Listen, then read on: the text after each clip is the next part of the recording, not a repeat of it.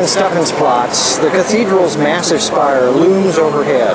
When St. Stephan's Cathedral was built, locals thought it was way too big for what was then a very tiny town. This massive Gothic church put the fledgling Vienna city on the map.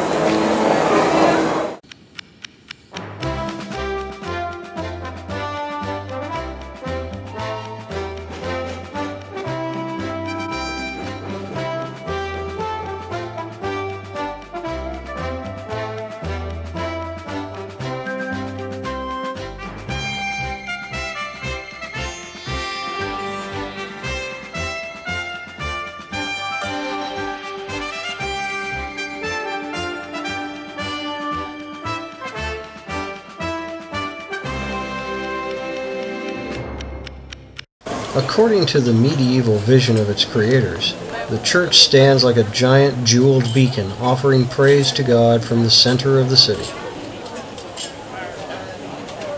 The impressive 450-foot south tower took 2 generations to build and was finished in 1433.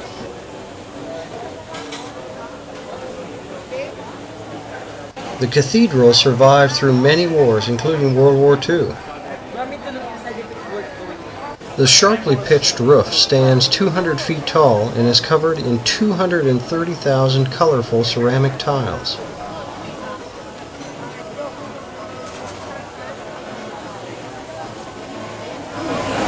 The church we see today mainly dates from 1300 to 1450, when builders expanded on an earlier structure and added the 2 huge towers.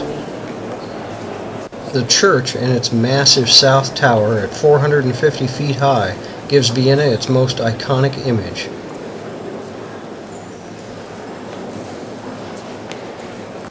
The nave is more than a football field long and 9 stories tall. The ornate columns that line the nave are richly populated with 77 life-size statues depicting biblical scenes and people.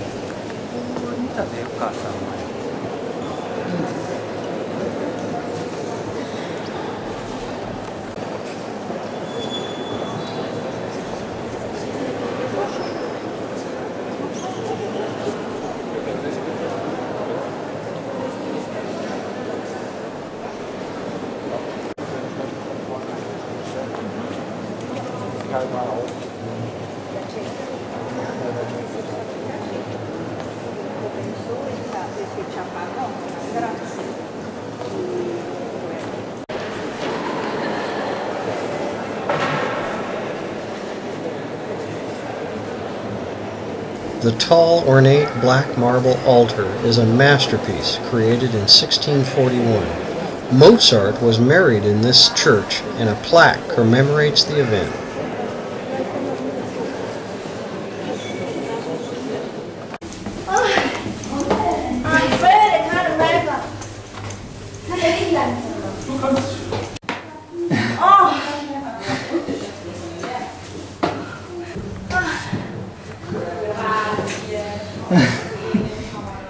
Well, you get a lot of exercise. It's halfway. No?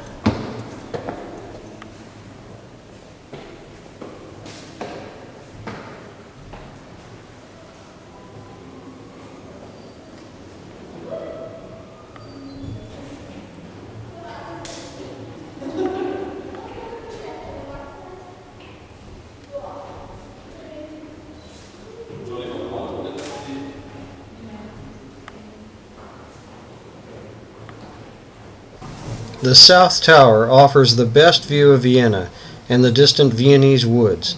The 343 steps we had to hike up makes us appreciate the great views.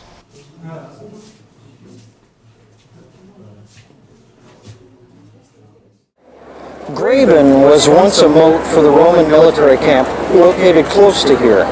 During the 19th century, there were 200,000 people packed into the city's inner center who walked up and down this dirt street every day. Today, Graben houses 20,000 locals. Up until 1970, it was a busy street with 3 lanes of traffic. It was turned into one of Europe's first pedestrian-only zones in 1974. In the middle of Graben is the extravagantly blobby Holy Trinity Plague Column.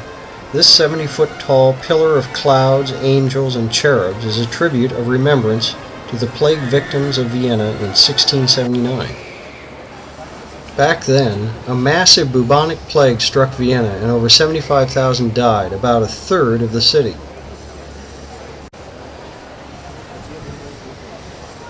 Emperor Leopold I dropped to his knees and begged God to save Vienna. According to the legend, his prayer was heard by Lady Faith, who also appears in the column, and the spread of the plague ended later that year.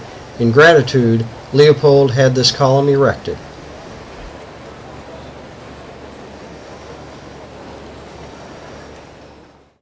Leopold I ordered St. Peter's Church to be built as a thank you for surviving the plague of 1679.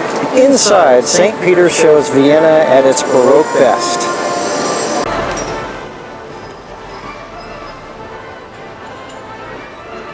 The church stands on the site of a much older church that may have been Vienna's first or second Christian church. The interior of the church is ornately decorated in rose and gold in a grand oval shape.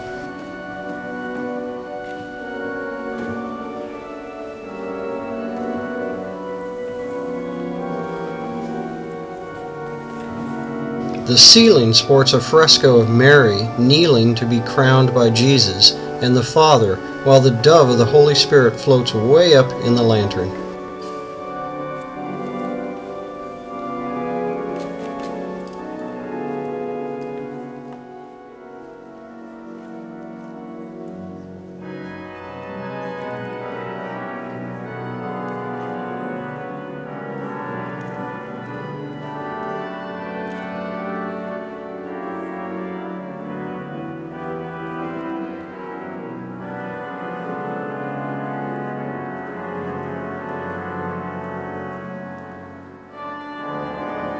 We're here at 3 p.m. in the afternoon for the daily free organ concert.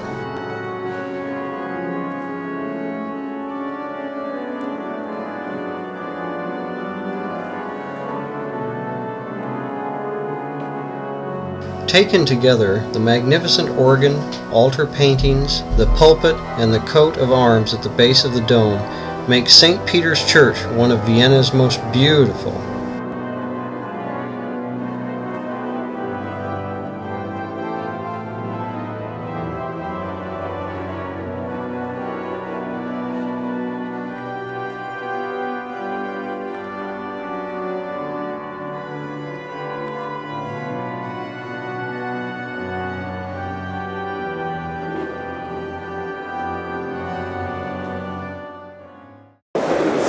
Kohlmarkt is Vienna's most elegant and unaffordable shopping streets. At the end of our walking tour of beautiful Vienna, we will sit in the cafe at Demel Bakery and enjoy one of the famous chocolate torts and a coffee. Tiffany, Cartier, Giorgio Armani, all the big names are here.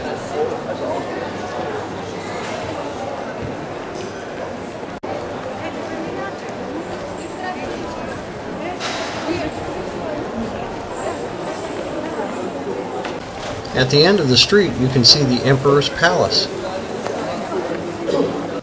We're here for a particular shop, Demel Bakery, which cooks up the ultimate Viennese chocolate experience.